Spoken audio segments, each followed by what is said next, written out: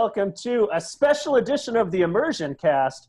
I'm your host, Josh Hammond, joined by not one, but two co-hosts today, Adam Franson and Matt Giorgianni of the Madtown Marauders.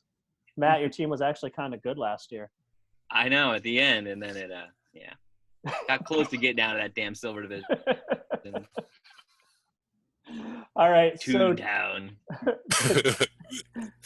Today's show is about restructuring.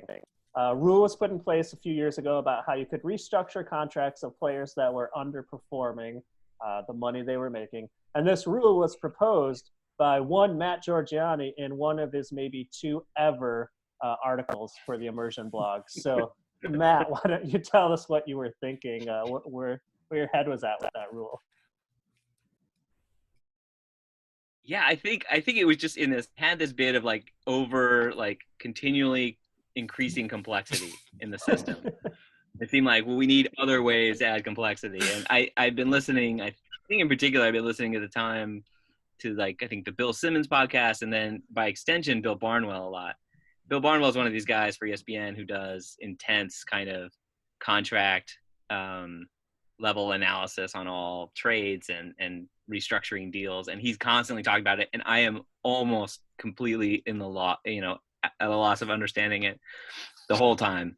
And but I'm like, you know what, that's complex, and that definitely brings us to realism. And not to mention, sometimes you hate certain contracts and they should be fixed, and so if there's a way to make it, and that's a real realistic thing that teams have to face, so it seems like a perfect kind of wrinkle to add in to our ever complex. Yeah, I like it. It's been a great addition, and I like that we have is it our current rule proposal? Is it still out there, Hammond, where we're going to limit it to one restructure? Because not only did you introduce complexity, but we're like, I'll restructure, and then I'll trade him to Hammond, who will restructure, then trade it to Giorgianni, and then the guy will retire at age 65, and we'll be done. And from my standpoint, I'm like, all right, I'm going to keep track of restructured contracts by underlining them, and then they'd get traded, and I'd forget to underline them, and then people are like, I can totally restructure this, asshole. What are you doing? Right. Sorry. So the proposal is make my life easier one time to be restructured. Right. So I remember initially at the time I was like, you guys are babies. What? Who cares if people are holding out? Deal with it. And now I've really come around to enjoying the restructure and using it to great effect, especially when other people don't understand it at all. So I have a competitive advantage over the people who just never use it. And part of it, the reason we're doing this is maybe to shed some light on how it works. Yeah, I like it. All right, so Adam, why don't you start? Adam and I split up the work about restructuring. Which players, if we were the GM of these teams, who would we restructure? And then Matt, you can just chime in whenever you feel it's necessary. Yeah, it's like color commentary. Yeah. So mine's easy, and I'm actually gonna cheat on this one. We'll start with Batavia. I'll start at the top, and I took a look at the Colliders' entire roster and tried to look for people whose contracts were too high, right? As in the players hadn't performed as well as their contract indicated, and then look to see if there was any benefit to actually extending them for 2 years at a lower salary. And for Batavia, the good news is no, they don't have anyone. So I'm starting with the big blank, and the only caveat was that the Colliders could go ahead and redo Alec Ogletree's contract at linebacker. I cannot, because I've already restructured that guy. Oh, you have? Yeah. Well, then that's why then he has that terrible contract. So that would have been the only try. I was like, all right, well, can I spread this cap hit out over a couple of years instead of just eating it? So apparently you can't. So that's it for Batavia. All right, yeah, that one. Like I said earlier, I'm just praying for retirement for that guy. No one signs him, he retires. The end. All right, so another Gold Division team. I took a look at the Culver City Krakens, who have been historically very competitive. The only contract I saw that was worth even taking a look at, and I'm not sure I'd actually follow through with this, is Le'Veon Bell, who's slated to make $33 this year. He was the 18th best running back last year, so outside the top 10. The top 10 salary for a running back is $27.82. So Jonathan could save $6, $5 or $6 this year. and then about $7 or $8 next year. But he'd have to extend him into 2022 and 2023. At that point in 2023, it's a $42 contract. Now, I probably wouldn't do this, but one thought is he's never going to see that. He's going to retire before then, and that's free money if he does. Or you kick the can down the road and take your medicine then. So again, that's probably the only one I could see. You save about a couple years, a couple dollars per year on salary. Did you just refer to him as Jonathan, as if that's his name? That's like, Giorgianni, have you ever called him? I don't know that I've, like, dude, just call him Marco all the time. Oh, okay. I was like, shit, is his name like Steve or something? Steve Marco. Yeah. Like, people must call you Matt, like that's your real name too. Yes. They're not just like, hey, Giorgianni. Well, Matt, maybe you can actually, now that we're talking about Marco, I cannot remember if I've ever met Marco. Like, I think that I must have, like, right? Because he was in Chicago. I don't know. We like saw you guys all the time. But I didn't know. I think I knew him. Well, if anything, it was that there was one draft we did, right? I think in Chicago. Yeah, he didn't come to the fantasy football stuff the way that, like you and Dave were there all the time. Right. Stafford. If that's his real name. Yeah. Yeah, so you might not have ever met him. No, I don't think so. Okay. But you met Rothfuss, right? Yeah, lots of times. Yeah, because he would come to those. All right, so is it back to me? Back to you. All right, this is going to get more interesting, I promise, listeners. Like, it's not just all one and nothing. But I am at the Beasteen Banthas. They're my next gold team to look at. Their team is also, the contracts are in pretty decent shape, except for Melvin Gordon. And I think Melvin Gordon is slated to make $50.60 in his final year. Now that he's been traded to the Broncos, it might be worth restructuring him down to a $27.82 cap hit this year, and that extends to $30 and $35 over the next 2 years. But if I were Ryan, I think what I would do is restructure him and then trade him to a sort of Denver Broncos homer sucker fantasy football player if I could find one. David Johnson.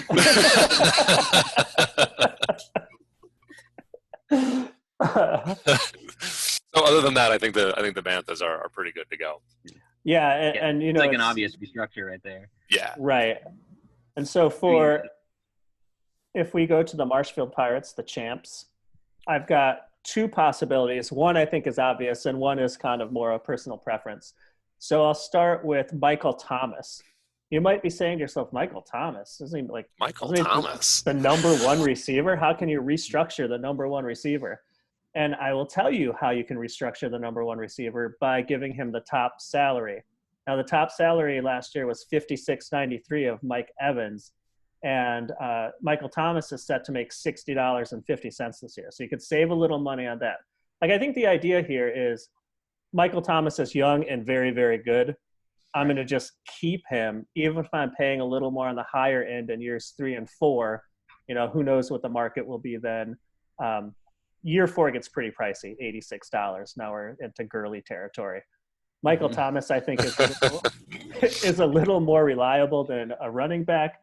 But again, if he doesn't restructure, he's got him for 60 and then 69, and then he's got one franchise tag if the new rules pass. Or no, that one did pass. So he's only got 3 years left in him with a pretty high price tag in that third year. Or he could do 4 years, and maybe pay a little more at the end. Yeah. The other one I think is a slam dunk, and that's Deion Jones. The 35th ranked linebacker is set to make $20.90 after an injury-marred season. He could be restructured down to $15.38. And so you go 15, 17, just under 20, and then 23. So by year 4, you're making what you would have made in year 2. Mm-hmm. So the only caveat, of course, is that you've got him under contract for longer. But again, that's still a totally palatable cap hit, even if you do have to cut him later. Hey, he's a good linebacker. I mean, it's not like Right. you said, he was injured. It's not like he's terrible, and he's only 25 years old. Right. They have a lot more legs on him anyway. I think linebackers in general. So. Yeah. Yeah. Okay, so you're staying there. All right, we're jumping back over then to, I guess, the new Gold Division squadron, the Tewstown Gimb. So the Gimb have a lot going on, and so they have 3 holdouts right now, which is not helping their story. Their holdouts are Amari Cooper, Julian Edelman, and then Lawrence Guy at defensive tackle. And so the first thing I would do, I think, is I would just go ahead and pay Cooper. That's something that, it's a decision that can be kicked down the road until week 1, right? You just have to see if Cooper's healthy and playing. He's the kind of guy you probably want on the field because his salary would jump from $28 to $45, and that's fine. I'm not sure that I'd be willing to pay $45 for Julian Edelman. Yeah. What do you guys think? Yeah. Under no circumstances. Yeah, he's one of those guys that you can ride out that first 6 weeks. Yeah, right. The Patriots are probably going to struggle in the first 6 weeks anyway. With Stidham or whatever his name is under center. And then maybe they'll figure it out. Yeah, if it's Julian Edelman, he hasn't thrown a ball that decapitates Julian Edelman by then. Exactly. So that might be an easy ride out. And then there's just, you guys might have a different perspective, but I'm not paying a holdout defensive tackle anything ever. Like at $1.27, I'm cutting that guy to get the roster spot. Get out. So, and then on top of that, I think the Gim, as a product of their success, is they have a lot of players who are outperforming or can be restructured. So I'll start with the other defensive tackle that they have, DeForest Buckner, and this is the same story that Hammond just laid out for Michael Thomas. I mean, Buckner's a well-paid but also super productive defensive tackle. So rather than letting him make 18.7 this year and 21.5 next year, why not go ahead and restructure him now at $17 and then push that contract out a couple of years, which now it'll be 2-3 years before he actually starts making $20. So that's just locking up a good player. Jalen Smith is slated to make $20.90 this year. If this is sort of, do you believe in Jalen Smith and the Cowboys? If you do, he's another guy to restructure and keep for a couple of years. I will say that Vander Esch was injured a lot of last year, so that might have thrown some tackles Smith's way, or it could be Smith is better. I don't know. Right. Yeah, so that one totally depends on your feelings for the player, I think. But Bobby Wagner is what I would consider a slam dunk restructure because he's at the end of his contract. And this is a rare one where restructuring would cost more. So it would cost about $3 more to restructure Wagner this year. So he'd go from 23 to 26, but then you'd have him for 2 more years locked up. And I know how old is he? Wagner? He's been around, right? He's getting up there. He almost seems like you might win him back in auction. Possible. Yeah. He's 29. Yeah. I mean, it's interesting. We just talked about, Deion Jones. Being 25. Yeah, and that guy, that's easy to imagine that for that $20 range. I don't know. I don't know how much if he'll slip or not. Like, you might get him 1 year, and then sometimes I like to think about you just cut him, and then hopefully no one, because everyone gets emotionally attached to their guys. Right. Well, exactly. And last year, I do not Franson. Franson never been emotionally connected to any player. Well, I mean, if last year is any indication, and this is kind of part of the reason we've put forth these rule proposals to maybe juice the free agent market, but the biggest free agent last year was AJ Green, who might have gone for $34, right? I don't think anybody paid a lot of money in free agency last year. So my thought, I would agree with you, Matt, is that I'm going to see if I can get him for less than $26. Or even use a franchise tag because he's a Gold Division member now, right? So he would get a defensive tag. Yeah. I think I did that with Watt. Was one of those ones where I was really, because I love him. I just sort of love, because he'd done so much for me in the past. And 4 years in a row, defensive MVP. Right. And so then, but it was and I'm like, if I restructure, it's way high. And then I just just bought him again at a lower.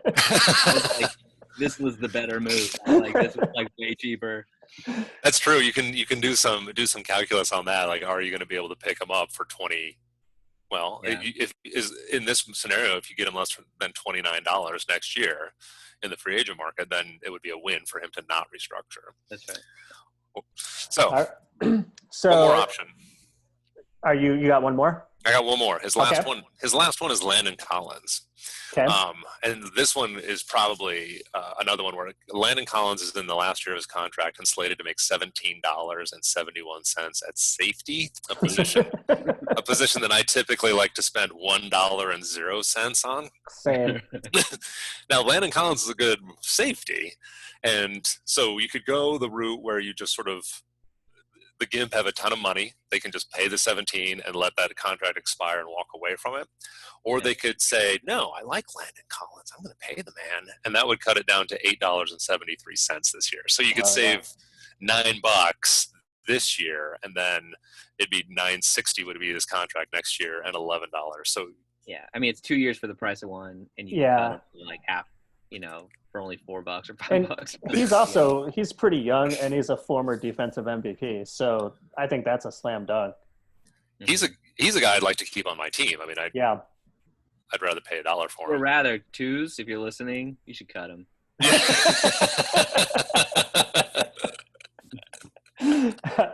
Nice. Okay, that's my game.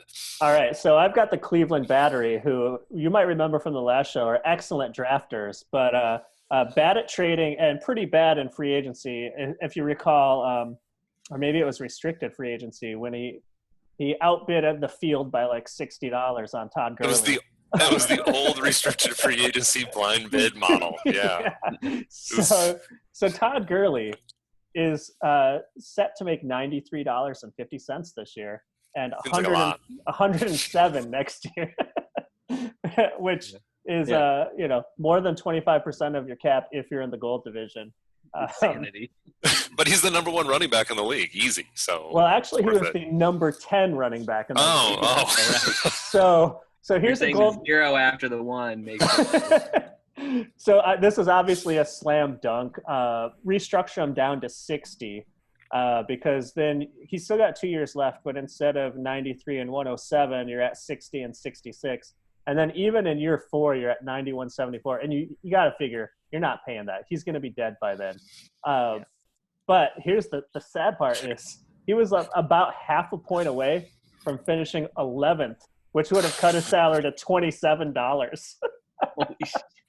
I mean, like, don't get me wrong, a $33 savings is excellent, and obviously you have to do it. But man, he could have just gone to the bank and be like, that would have been really easy. But anyway, I guess if you think he's going to be much worse, then restructure next year.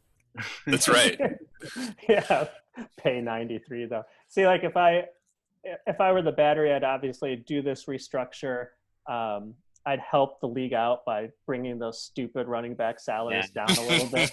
You can tell like how top loaded they are with those. The top 5 is $60 and the top 10 is $27. Yeah. Well, and Josh and I, for those of you at home, pulling behind the curtain, Josh shared an online Excel sheet, and so I saw that note that just a couple of decimal points away, and it would have been a much bigger saving for Gurley. And Ezekiel Elliott was 0.36 points away from being the 4th running back, and he would have saved money on that restructure as well. So it's like, oh, you're really just that much better over 16 games. Like, you're not even 0.2 better a game. So anyway, they'll be waiting until next year to restructure Zeke as well, since Tony Pollard is going to come in and eat. Yeah, feed the man. Yeah. All right, you're up, Franson. All right, this is my other. This is the co-host special. I've got the Madtown Marauders was on here, and I have a list of 5 different players that could be restructured. Great GM work. This is it shows how well I've been paying attention. This is how you're that far from the gold division. Right. So the crown jewel of the restructuring for the Marauders is David Johnson. Yeah. And so John, so DJ is making $77.17 this year, which is also pricey. Yeah. It's the last year of his contract, so he doesn't have a Gurley-esque $100 coming up next. But the restructure cost on the running back who finished 35th in the league to earn that $70. Yeah. Yeah. And he was fortunate to get that high. Yeah. He can be restructured down to $27.82 this year, and wow. that would be 30 next year, and then 35 the year after that. So it's a savings of $50 this year. So even if you wanted to cut him, it would make sense to restructure them. Yeah. I mean, the only thing was the joy of having him leave my team next year that I'm a little bit robbed of. I mean, you can cut him, but it was sort of fun to just let him wilt on a but yeah, when you look at that, it is, you cannot deny. I mean, I have a lot of gripes about this guy because I keep holding on to this dream of this 1 year that he was amazing, and he's been injured every other year, and I've passed up countless opportunities to trade him to the Pirates in particular. And just like, he's probably thrown me so many ways I could have won this whole thing, and I've just said no, I'm going to stick with this guy who I believe is horrible. Now he's traded, but it's kind of fun because now I can cut him at a cheap price, and if he does anything in Houston for some reason, which would be probably surprising, but it's possible. I mean, he's got a better quarterback. He's got Deshaun Watson. Yeah, I mean, Texas checking it down. Things, right? Yeah. Yeah, maybe I will keep him. Yeah. It'll be much palatable at a $50 lower price. Yeah. The next one is Jarvis Landry. I think Landry is, again, he's another, do you love Landry? If you love Landry, you can restructure him and save about $5 this year and keep him for 2 more. If you think that, that's a dumpster fire in Cleveland, then he's a let go. I'm probably letting him run out, but I don't know for sure. He was sort of, I was excited by him when he was in Miami, and I thought like, oh, he has a lot of potential, but at least they didn't seem to want to throw him the football.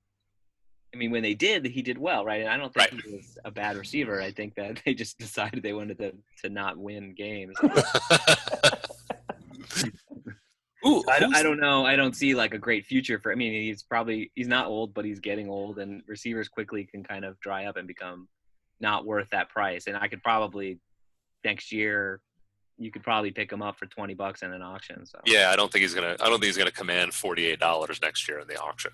Yeah. Who's the head coach in Cleveland now? It doesn't matter. It's a young guy. It's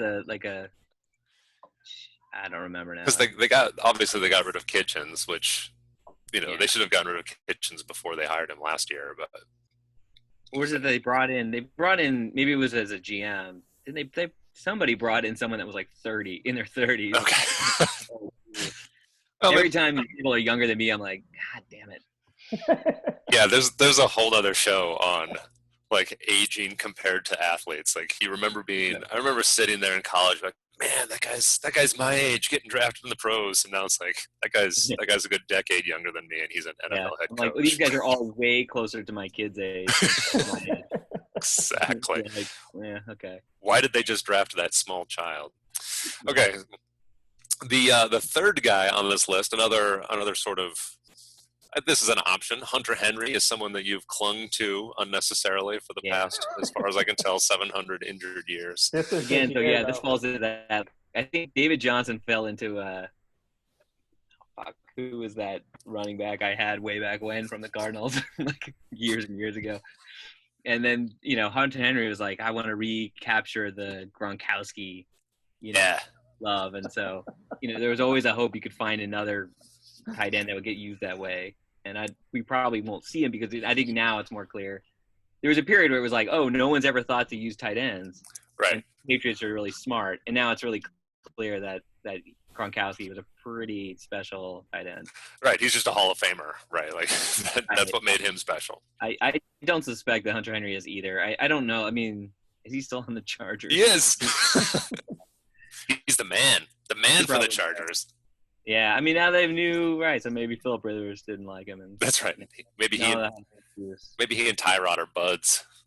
Yeah, that's probably let that one run out. Another good one is Melvin Ingram, your defensive end. Same thing. He's actually a good player. Yeah. So he's one that I'll definitely look at that, because that's a great way to extend the contract if you think, because that $8 or $9 is not a terrible price for a D that's good. So yeah, I mean, it's for a top level defensive end, and a restructure in this case gives you the same contract and just buys you 2 more years. And then we get into Keanu Neal, who had another injury marred season. You can cut $3 off of his salary if you wanted to extend him out. But again, at safety, that contract's a lot larger than I'd like it to be. So you might just consider cutting him. I think I'm a little deeper at safety, if I remember correctly. Yeah, I have a few other options at safety already that are okay. So you have another option. I mean, or you can wait till week 1 and pick the best safety up. There's always a new safety, right? Always a new safety. Okay, so that was my breakdown. There's a quick $50 added to your salary cap with the restructuring of David Johnson without taking the hit, and then some other options down the road. Yeah. All right. I've got the North Point Titans, who I have made fun of because they've been terrible. They have massive cap hits this year coming up, and they lost $25 by getting demoted to the bronze. Here's a piece of good news, though. One of the top defensive ends in the league, Calais Campbell, finished 12th in scoring, which is a golden opportunity to extend him another 2 years, go from $17.60 this year to $8.90. Even year 3 is far below $17.60. Year 3 is $11.26. I still think he's got juice. I think he's got gas in the tank. So I think that's a slam dunk. You get Calais Campbell, you save some money there, and you've got at least one little bright spot on your horrid team. I feel like Calais Campbell's a guy that I have like affinity for, and I think it's because I had him on my team like 10 years ago. How old is that guy? He's 33. Yeah, I think there was a period where I was like, well, his career's got to be over soon. And then 5 years later, he's like still amazing. Well, and I think too, if you extend him out to 36, like you're still not paying a big cap hit, but there's also the retirement bonus is always on the table. Yeah. Hammond always looking for retirees in his contract. The best thing to do. No cap hit. That's it for North Point. That was the only thing I could find. Well, Oregon Dream Team is next on my list, and they are also a relatively short one. I don't think there's anyone that they could restructure. They have one player holding out. That's Corey Littleton. The holdout price on him is $20.77, which I think gets to be around. It's my sense is that's the cap I would pay for a linebacker of Corey Littleton either. So it's almost like you just let him hold out. If things get desperate, you pay him, earlier on in the season. Although I think there's no rush. Littleton finished second, I think, in linebacking or somewhere in the top 3, right? He was one. He's good. Yeah, the Oregon Dream Team has done this to me a couple of times where I feel like I've really identified a deep sleeper pick, and he outbid me for him in the auction, Littleton, just like he picked up, the Niners tight end in the 4th round, like a couple picks before I was going to get him. So George Kittle. Enjoy the bronze division. Stay there. I like that there's no salt. No salt at all. That's just subjective. Objective facts. All right, so if you keep falling, though, Hammond, you might fall again this year, and then you can join him. So. I might. It's definitely possible. Especially if Joe Mixon holds out, because he's so good. He's really what drives my team. All right, so you're done with Oregon?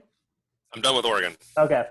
So now we go to the Franzburg Revolution, where I've identified 2 possibilities. One, I don't know. One's maybe a personal preference. The other, I think, is a slam dunk.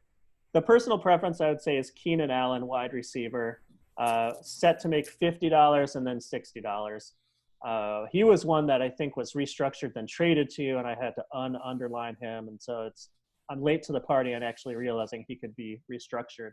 But if you did restructure him, the wide receiver market is like 1 to 10 is basically the same. So top 5 and top 10 are roughly just a few dollars apart. You get them for $45 this year, just under $50 next year. So 2 years for the price of one. With the caveat that you're extending him down the road longer up until 2023, where he'd make about $69 nice dollars.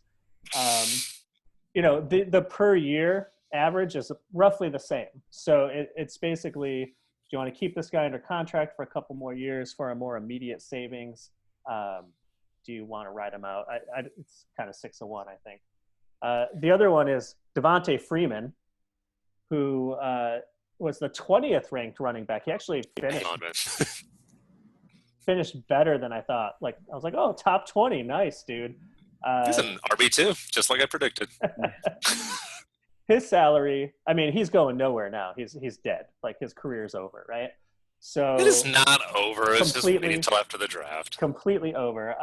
So he's set to make $44.53. So you're thinking, how do I spread out this cap hit?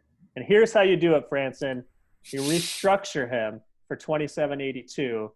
You sign him, and you could even sign him for longer if you wanted to, restructure him for even more years. But if you did the standard 2, you take the cap hit, and it's a $13.91 cap hit, June 1st cap casualty, as opposed to a $19.30 cap casualty. The $13.91 is spread over 4 years, so like $3 a year for the ghost of Devontae Freeman for the next 4 years. Go ahead, Giorgianni. Yeah, I was going to say, but what you're really missing here, right, is that Hammond will never – I mean, not Hammond, sorry, Adam will never hold on to a guy for 4 years, right? So this is just a way for him to trade a guy, right? So he can cut that salary down to 27, and then he'll find some fool he always does that will take his garbage, and he'll somehow turn it into 5 number 1 picks. All right, I'm texting Ben Pershey right now to say under no circumstances. He's like, Devontae Freeman. Do you accept Devontae Freeman? Yeah. So they'll just see that lower number and that they can't get him next year, and they'll be like, oh, I'll make the trade. Man, Devonta Freeman. So here's the thing. I hear what you're saying, and this is what I should do. I should do that and extend him and then pay $3 a year for the ghost, just for him to be on my rolls. Like I'm Les Snead of the Rams, right? Like I just owe people money not to play for me. But I really wish there was an option for us to just still lump sum it and take that whole cap hit the next year. Like I would rather eat, what'd you say, $13, $15 in the like the next year and not have to pay his ghost $3 for the next 4 years. Like, God, there's so many examples that aren't the Mets still paying Bobby Bonilla? That's the best story ever. Greatest contract ever. So yeah, he's got to get restructured. Here's the thing about Freeman too is Devontae Freeman. I think I drafted like 9th in my 1 year. I had like 3 first-round picks, and I just threw darts at running backs, and the third dart stuck. Did nothing his first year. Second year was amazing. Third year was pretty good, and then I just let him walk in restricted free agency because I just can't. Like running backs are never good for long. It's like they get one contract from me basically. Yeah, that's definitely what should have happened. And that's all I have for Fransburg. You may find other things that I missed. I will not. And one of the things that might force my hand is that unlike most people in the league, I'm looking at my 2020 cap room right now, and it's listing $3.69. How? So not only is Freeman going away, but my triumvirate of Devonta Adams, Keenan Allen, and Tyreek Hill that were supposed to like win me games are costing me $150. It's like those 3 guys are almost like Todd Gurley. Well, see, that's the thing though. Like last year, the thing that killed me is I've never had a number 1 wide receiver. It's like, I've got to replace Julio Jones, and then I didn't because I couldn't. There was no. You're like, let's see what happens if we don't do it. And then Antonio Brown's like, don't worry, I'm not going to play. Well, maybe we have the makings of a trade conversation there, because one of those 3 guys is going to have to come off my roster. We might actually. That's all there is to it. I need someone. I got no one. What's Giorgianni got at wide receiver? Oh man, do we have to do a recap on N'Keal Harry? No. He's going to be good someday. Wait a minute. I'm looking at Giorgianni's wide receiver stable right now, and it's Antonio Callaway, who is a suspended free agent. and Keel Harry, who he's going to play football, Deontay Johnson and Johnson, and He's Jarvis Landry. That's it. Yeah. It was mine was the whole like the Steeler receiving drafters, right? So I had Emmanuel Sanders and then Smith Schuster and Deontay Johnson. Like I only trust the Pittsburgh scouting and you've got information. And you've got Jalen Samuels, who's kind of a wide receiver too. Yeah, I was confused because he was a running back, but I'm like, I think the Steelers picked him, so I don't know. I'll go with it. Actually, both of you guys need to pick up the phone. I got a top flight wide receiver that needs to go clear cap this year. Yeah. I got to see what I get in the draft. It's a deep draft at wide receiver, Franson.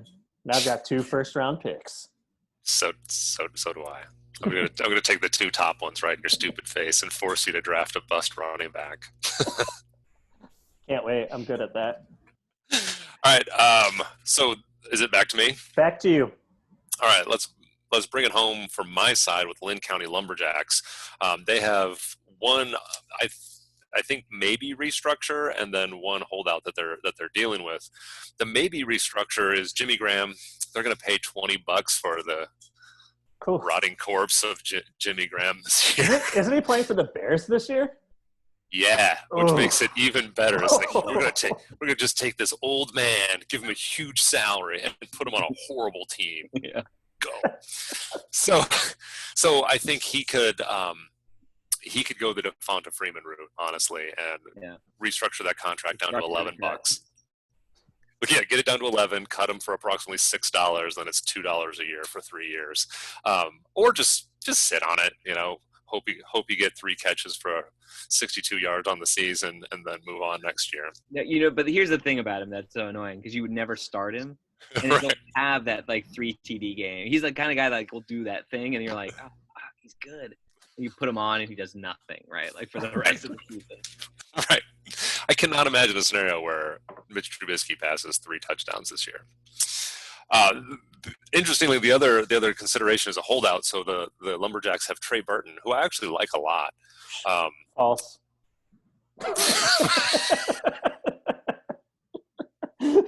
You're not getting Chicago sports radio anymore, are you? No. Trey Burton's also dead. So he's got 2 awesome tight ends.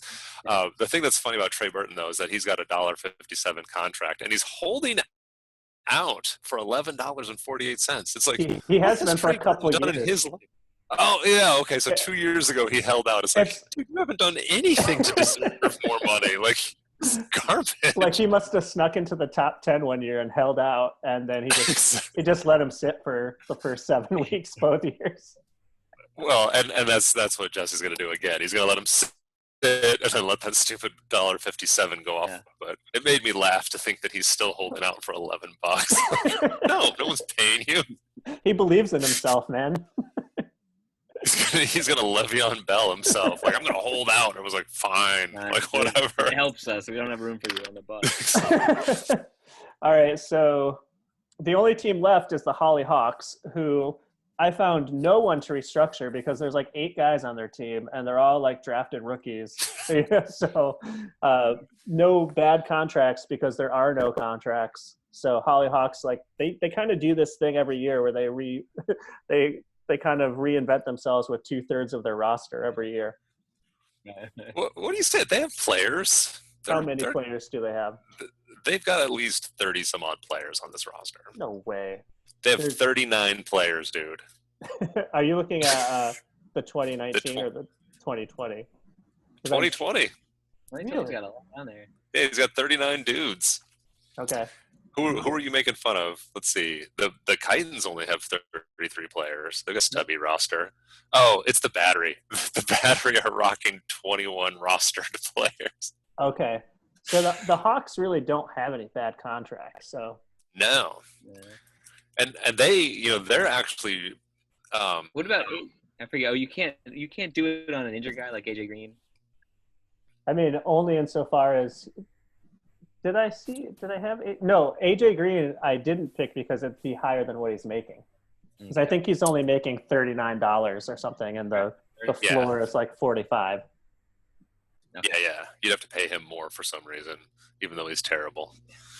No, I think the Hawks, they're a team that has really been patient. And I think that's true of actually, all the Hawks, the Lumberjacks, the Dream Team, all the guys I've been facing off against in the Bronze Division. They've just been eating contracts. Like, you know what? We got in, we made some really questionable contract choices, so time is going to pass. And the Hawks, they just advanced to the Silver Division. They don't have bad contracts. They've got guys that, How much cap space do they have? I think they have a ton of cap space, right? They have a ton of cap too. Yeah, let's see. Is this the Hawks? $83, which is a ton when you have 39 players on your roster. Right. So, I mean, there's moves. David Johnson at full price. As any wise owner would do. Exactly. And, and even better for them, they've got Kareem Hunt. So what do you think about Kareem Hunt? He's in the last year of his contract. Oh, he's coming off an RFA contract, isn't he? Yeah. That's what these 1-1 contracts are. So he's just going to get another year for cheap out of him. Yeah. Okay. So, he's going to come off the board, and, interestingly, like one of his worst contracts is Anthony Miller for $12.65. Another part of that, cherished Bears offense. Dude, I was such a sucker last year getting Montgomery coming off that 12-4 reinvigorated Bears offense. Mm-hmm. Could have had Miles Sanders. We got Foles now. It's going to be great. Yep. About right. And the great thing about the Bears is that they have that Super Bowl shuffle to just remind you how long it's been. Oh, yeah. Like, it just eats at your soul every time. You're like, hey, remember the Super Bowl shuffle when we were good? And it gets older and older, and it's like it used to be nostalgic, and now it's like now painful. It's just sad. Yeah. All those people are going to be dead soon. All those meathead fans. I mean, because I was a little kid during that, Yeah. Well, I mean, I remember sitting in, I don't know if you remember Randy Don Giorgianni, the postdoc in our lab, and we were at his place. We were watching the Super Bowl, the last Super Bowl the Bears were in, and like Devin Hester returned the opening kickoff for a touchdown. We're up 7-0. It's like, yes! We did not win. Spoiler alert. Peyton Manning won that ball game. Yeah, I mean, you had to figure, right? Peyton Manning versus. I did not have to figure. I'm a Bears fan. I did not have to figure. No figuring. Well, I went into the Super Bowl like really smartly thinking the Niners would lose, and then I got my hopes up when they were winning for much of the game. It's like, they're so close. Oh. I know, especially because they're facing Andy Reid, and you're like, he's gonna fuck it up. Yeah. There's a little bit of like, even if it looks bad, they still have Andy Reid. Exactly. All right, so we're going to wrap up this show. I just want to say, if any of you owners are out there and you have any questions about restructuring, just like shoot at him or me an email, or Matt. Matt knows how to do it too. Yeah. We could. Matt's super good about answering emails. Yeah. It got a little bit complex with the, I'll admit, with the like divide by 2, and then how many years out do I still owe Devonta Freeman money? Like it's not the easiest thing. So if you're thinking about restructuring and cutting for those purposes, and I know that Matt and I both are, then it might be worth shooting Hammond a note. Like, wait. Do I really owe him money in 2037? Is that what's happening? All right. Peace out.